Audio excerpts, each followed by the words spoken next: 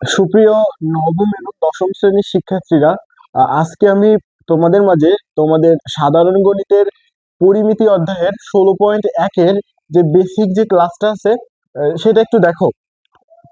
এখানে 16.1 মানে 16 অধ্যায়টাই হচ্ছে পরিমিতি। সেখান থেকে 16.1-এ হচ্ছে একের যে বেসিক যে বিষয়গুলো আমাদের জানতে হবে, অর্থাৎ এই অধ্যায়ের অঙ্ক করার আগে আমাদের যেগুলো শিখতে হবে সেগুলো হচ্ছে যে সমকোণী ত্রিভুজ এর একটা ক্ষেত্রফল, তারপর হচ্ছে ত্রিভুজের দুইটা বাহু ও অন্তর্ভুক্ত কোণ দেওয়া থাকলে এরও একটা ক্ষেত্রফলের সূত্র জানতে হবে। তারপরে হচ্ছে ত্রিভুজের তিনটা বাহু দেওয়া থাকলে এরও একটা ক্ষেত্রফলে জানতে হবে। তারপর হচ্ছে সমবাহু ত্রিভুজের ক্ষেত্রফলে জানতে হবে, আর হচ্ছে সমদ্বিবাহু ত্রিভুজের ক্ষেত্রফল জানতে হবে। তাহলে এখন প্রথমে 1 নম্বরে যেটা আছে সেটা হচ্ছে সমকোণী ত্রিভুজ। এখন সমকোণী ত্রিভুজটা যদি আমি আঁকানোর চেষ্টা করি তাহলে সেটা কি হচ্ছে, এরকম হয়। তাহলে এই সমকোণী ত্রিভুজের এটা অবশ্যই কি ভূমি, আর এটা হচ্ছে লম্ব। তাহলে এর ক্ষেত্রফলের সূত্র আমরা কি জানি? এর ক্ষেত্রফল হচ্ছে হাফ ইন্টু ভূমি ভূমি গুণ উচ্চতা। জাস্ট মান আমাকে ভূমির মান একটা দেওয়া থাকবে আর লম্বের মান একটা দেওয়া থাকবে, থাকলে এর ক্ষেত্রফল আমি বের করতে পারবো। তারপর একটা হচ্ছে ত্রিভুজের দুইটা বাহু ও অন্তর্ভুক্ত কোণ দেওয়া থাকলে, জাস্ট তুমি মনে করো যে একটা ত্রিভুজ দেওয়া আছে, যার দুইটা বাহু দেওয়া আছে, অর্থাৎ এইরকম হইতে পারে এটার মান থাকলো 3, এটার মান থাকলো 4, আর এখানে একটা অন্তর্ভুক্ত কোণ দেওয়া আছে 60 ডিগ্রি। এই ধরনের অঙ্কেও, অর্থাৎ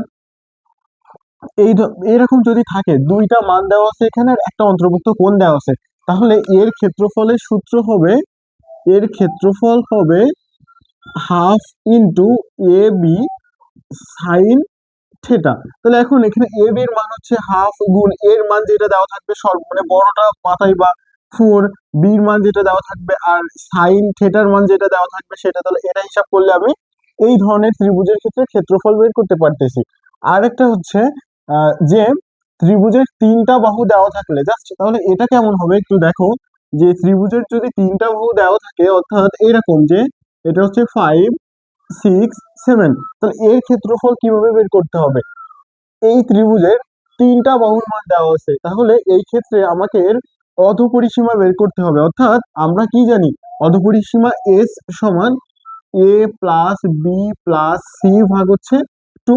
আমি এখানে এ বি সির মান বসাই দিব, তার মানে 5 + 6 + 7 ভাগ 2 বসাই দেওয়ার পরে এর একটা মান পাচ্ছি। এখন এর ক্ষেত্রফলের সূত্র হবে হচ্ছে এস ইন্টু এস মাইনাস এ, এস মাইনাস বি, আর হচ্ছে এস মাইনাস সি, আর এর উপরে একটা রুট দিয়ে দিবা। এখন এইখানে জাস্ট আমি এর মান বড়টা নিতে হয়, আর বির মান এটা, সির মান এটা, মানগুলো বসাই দিতে হবে, আর এস এর মান যেহেতু আমি একটা পেয়ে গিয়েছি, তাহলে এইভাবে আমার 3 নম্বরের আমি এর কি ক্ষেত্রফল বের করতে পারতেছি। এখন তারপরে দেখো 4 নম্বর হচ্ছে সমবাহু ত্রিভুজের ক্ষেত্রে। তাহলে সমবাহু ত্রিভুজটা কেমন হয় দেখো তো, যার প্রত্যেকটা বাহুই কি থাকে, সমান থাকে। অর্থাৎ এটা যদি এ হয় এটাও এ হবে, এটাও এ হবে। তাহলে এর ক্ষেত্রফলের সূত্র হচ্ছে √3/4 এ স্কোয়ার। আর প্রত্যেকটাই দেখো ক্ষেত্রফল যদি মানগুলো যদি মিটারে থাকে তাহলে ক্ষেত্রফলের একক হবে বর্গ মিটার, আর মানগুলো যদি সেন্টিমিটারে থাকে তাহলে ক্ষেত্রফলের একক হবে বর্গ সেন্টিমিটার। এটা মাথায় রাখবা। লাস্ট যেটা আছে দেখো তো, এখানে কি বলেছে যে সমদ্বিবাহু ত্রিভুজের ক্ষেত্রে, তাহলে সমদ্বিবাহু ত্রিভুজ আমরা কেমন জানি, যার দুইটা বাহু পরস্পরে কেমন থাকবে, সমান থাকবে। তাহলে এটাও এ হবে, এটাও এ হবে, আর এটা হচ্ছে বি। তাহলে দেখো তো এর সমান সমান বাহুর দৈর্ঘ্য আমি কি পেয়েছি, এ, আর এটা হচ্ছে ভূমির দৈর্ঘ্য বি পেয়েছি। তাহলে এর ক্ষেত্রফল হবে b/4 √4a² - b²।